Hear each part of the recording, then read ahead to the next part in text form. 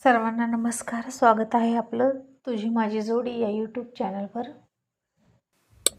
व्हिडिओला लाईक करा, चॅनलला सबस्क्राईब करा आणि बेल आयकॉनवर प्रेस करा, जेणेकरून सगळ्या नोटिफिकेशन्स तुमच्यापर्यंत वेळेत पोहोचतील.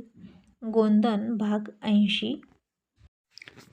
मग पुष्पा आणि विश्वासमध्ये तर साखरपुड्याच्या आधीच चांगलाच कलगीतुरा रंगला आणि पुष्पा आतमध्ये रागात निघून गेली आणि विश्वाससुद्धा बाहेर निघून गेला आणि दोघांची तोंडं खूपच फुगलेली होती आणि तो लिंबाच्या झाडाला टेकून हाताची घडी घालून उभा होता आणि त्या दोघांवर सरस्वती, पद्मा, संतोषचं लक्ष होतं आणि संतोष विश्वासकडे गेला आणि विश्वास सारखा रस्त्याकडे बघायचा आणि याच्यावरूनच कळत होतं की त्याला हाच रस्ता पकडून इथून निघून जायचं आहे. आणि संतोष म्हणाला, काय झाले विश्वास, तुझा चेहरा असा का पडला आहे? आणि विश्वास म्हणाला, संतोष, मी अजूनही म्हणतोय की तुझं आणि वैशालीचं लग्न होऊ दे, माझं आणि पुष्पाचं राहू दे. आम्ही दोघे एकमेकांसोबत कम्फर्टेबल नाही. संतोष म्हणाला, का? असं का म्हणतोस? आतापर्यंत तर सगळं ठीक आहे की. आणि विश्वास वैतागून म्हणाला, काय ठीक आहे? अजिबात काही ठीक नाही. आणि आमच्या पहिल्या भेटीपासून आम्ही एकमेकांसोबत एक शब्दही नीट बोललो नाही. आमचं पटत नाही. तर लग्न झाल्यावर काय होणार? संतोष म्हणाला, हे बघ विश्वास, आपण हे लग्न असंच नाही ठरवलं. ब्राह्मणांना विचारलं, पत्रिका जुळवल्या आहेत आणि लग्न चांगलं आहे. स्वभावात असतो थोडासा बदल, म्हणून इतकं नाराज व्हायची गरज नाही. विश्वास म्हणाला, हाच स्वभाव घेऊन आम्हाला आयुष्यभर एकमेकांसोबत राहायचं आहे आणि मला असं वाटतं की पुष्पाचा स्वभाव आणि माझा स्वभाव एकमेकांना मॅच होत नाही. मग आम्ही कसे एकमेकांसोबत ॲडजस्ट करणार? आता तिथं पद्मासुद्धा आली आणि म्हणाली, काय झालं विश्वास, तुझा चेहरा का पडला आहे? आणि संतोष म्हणाला, तो म्हणतोय की पुष्पासोबत लग्न करायला नको. आणि हे ऐकून पद्मा म्हणाली, विश्वास, तुला काही कळतं का? अरे 4 गावामध्ये ही बातमी पोहोचली आहे, पाहुण्यामध्ये सुद्धा पोहोचली आहे. आणि आता जर तू मागं सरकला तर पुष्पाचं काय होईल? आणि संतोष वैशालीसोबत लग्न करेल का? तिचंही लग्न मोडेल. आणि संतोष निराश होऊन म्हणाला, का नाही करणार मी लग्न? मी नाही आता वैशालीला वाऱ्यावर सोडू शकत. विश्वासला पुष्पाचा स्वभाव खटकला असेल. तिचा स्वभाव असाच आहे, रोखठोक, म्हणून कदाचित तो असं म्हणत असेल, किंवा त्याला तिच्यापेक्षा इतर दुसरी कुठली तरी मुलगी आवडली असेल चांगली. पण याची शिक्षा मी आता इथे या वळणावर पोहोचून नाही देऊ शकत वैशालीला. तिचा बिचारीचा यात काय दोष? माझी बहीण पुष्पा विश्वासला द्यावी हा माझा निर्णय आहे आणि वैशालीसोबत लग्न करणार हा सुद्धा माझा निर्णय आहे. पण असो विश्वास, आता मी तुझ्यासमोर कोणतीच अट ठेवणार नाही. तू तुझ्या मर्जीचा मालक आहेस, कारण पुन्हा लग्न होऊन तुमची मनं नाही जुळली तर या लग्नाचा काय उपयोग? पण एक मात्र नक्की, माझ्या बहिणीची बदनामी होईल, असं म्हणून संतोष निघून गेला. आता इकडे पुष्पासुद्धा चिडली होती. घरात सरस्वतीसमोर तानाताना करत होती, नकोच म्हणत होती तरी माझं लग्न जमवलं. त्या मुलाला मी गावंढळ वाटते, काहीही म्हणतो मला, असं म्हणून पुष्पा चिडली होती. आणि आता साखरपुड्यातच तिनं असा धिंगाणा घातला आणि सरस्वती घाबरली. तिनं संतोषला हाक मारली आणि बिचारा संतोषचे खूप हाल चालले होते या दोघांमध्ये. दोघांनाही कुठपर्यंत समजवायचं नाही का? आणि मग विश्वासला आतमध्ये बोलवून घेतला आणि त्यांची बैठक बसली आणि झालं. साखरपुड्याच्या आधीच यांची बैठक बसली की, आणि दोघांना समजावण्याचं काम सुरू झालं. आणि सगळेच आता त्या दोघांना म्हणाले, आता किती बदनामी होईल माहीत आहे का? तुम्हाला काही कळतं का? सगळं व्यवस्थित आहे, मग तुम्ही दोघेच असे का वागता? तरी पुष्पा आणि विश्वास आपल्या लग्न न करण्याच्या निर्णयावर ठामच होते. संतोष टेन्शन येऊन म्हणाला, मला तर आता हे सगळं सोडूनच देऊ वाटते, कुठेतरी निघून जावं असं वाटते. नको मला लग्न आणि नको काहीच. आता विश्वासला काळजी वाटली आपल्या बहीण वैशालीची. खूप मुश्किलीनं चालून आलं होतं स्थळ, आणि इतकं चांगलं स्थळ येणं भाग्याचं असतं. आणि पुष्पाला सुद्धा संतोषची काळजी वाटली. आपला भाऊ आपल्यासाठी इतकं करतो आणि आपण असं मूर्खासारखं करतोय असं तिला वाटलं. आणि मग ती लगेच म्हणाली, संतोष भावड्या, मी करते की लग्न, पुन्हा नाही असं करणार, पण तू रडू नको. संतोष म्हणाला, नको राहू द्या, उगीच माझी समजूत काढू नको पुष्पा, राहू दे लग्न. मी पण राहतो बिन लग्नाचा. आणि विश्वास पुन्हा पुष्पाकडे बघून म्हणाला, संतोष सॉरी, मला वाटतं आम्हा दोघांचं पटेल. काय गं पुष्पा, बरोबर ना? आता पुष्पासुद्धा थोडीशी नाराज होऊन म्हणाली, हो जमल. मग आता साखरपुड्याची वेळ जवळ आली आणि संतोष म्हणाला, बघा बरं का, पुन्हा मला सांगायचं नाही, तक्रार करायची नाही. आणि पुष्पा आणि विश्वास दोघेही म्हणाले, ठीक आहे. मग आता हिरव्या साड्या घालून दोघेही तयार झाल्या. केसात गजरे घातले, दोन्ही बाजूंनी गजरे सोडले आणि आता तर पुष्पाचं रूप आणखीन खुलून आलं.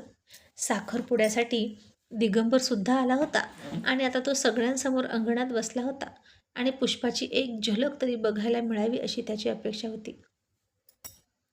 मग आता सगळी तयारी झाली आणि पुष्पा अजूनही मनात म्हणत होती की साखरपुडा मोडला तर बरं होईल. आणि आता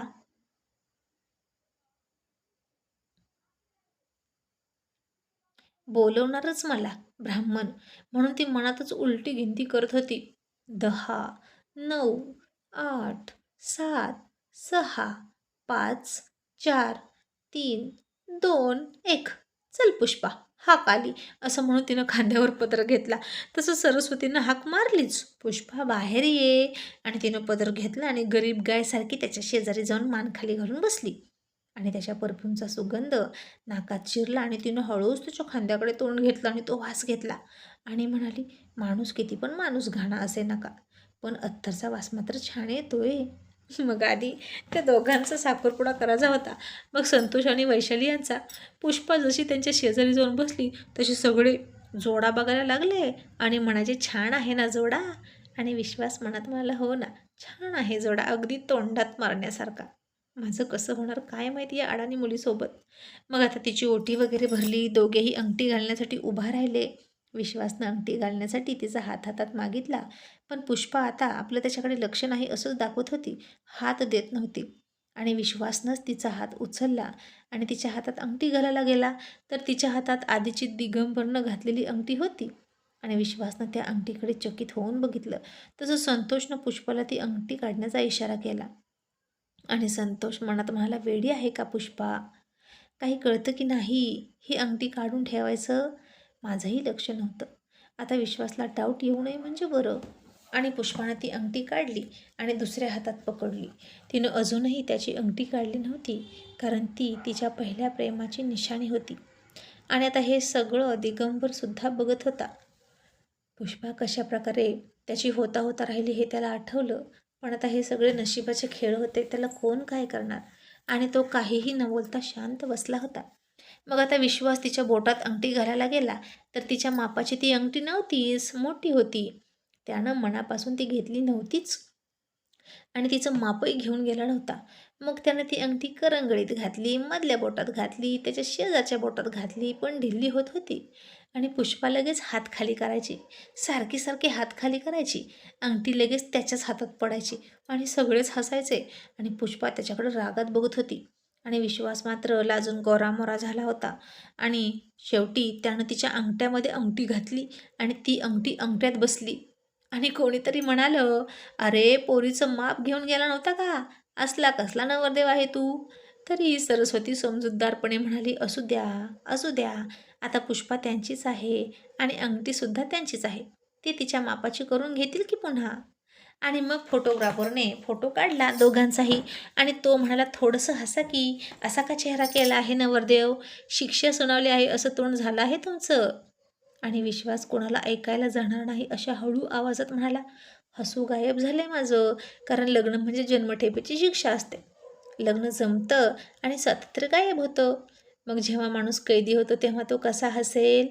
तसं पुष्पानं ते ऐकलं आणि तिला थोडं हसायला आलं. आणि मग पुष्पानं त्याची अंगठी घेतली. ती मात्र संतोषनं व्यवस्थित त्याच्या मापाची आणली होती आणि तिनं मुद्दाम अंगठी तिच्या पायात टाकली आणि त्याला वाकायला लावलं.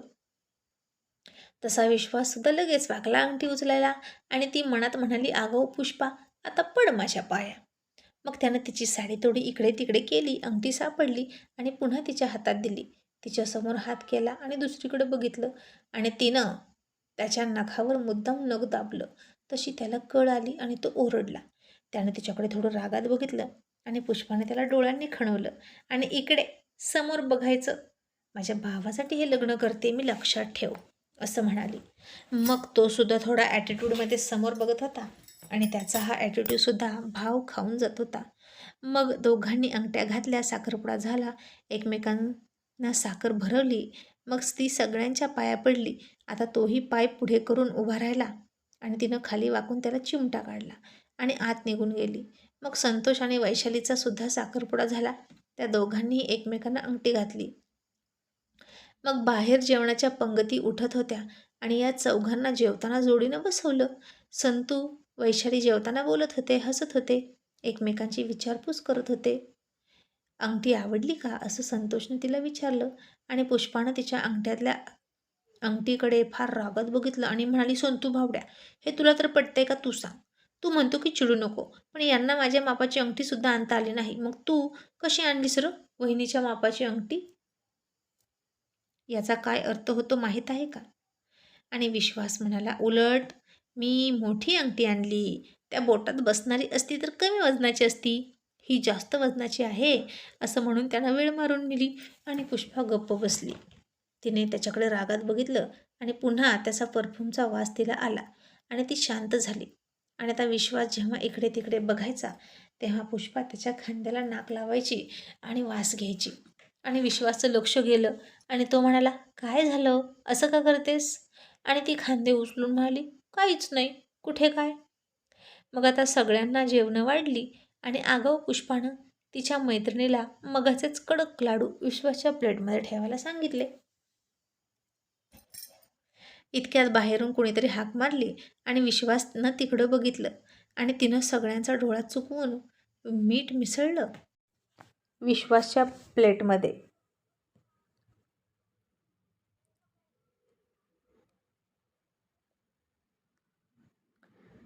आणि भाजी खाण्याच्या आधीच तीच म्हणाली, भाजी जरा खारट झाली आहे.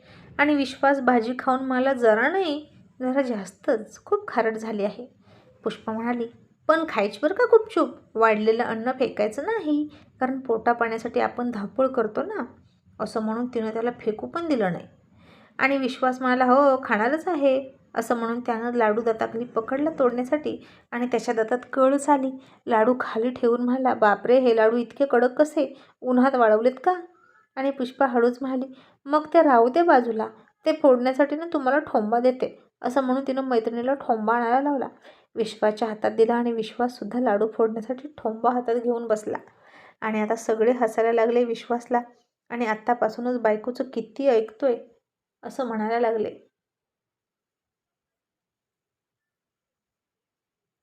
आणि मग विश्वासला कळलं की पुष्पा आपली मस्करी करते आणि आपली फजिती करत आहे. त्यानं रागात ठोंबा बाजूला ठेवला. पुष्पानं त्याच्या प्लेटमध्ये ढिगच लावला. आता लाडू घ्या, भात घ्या, असं करून त्याला वाढत होती.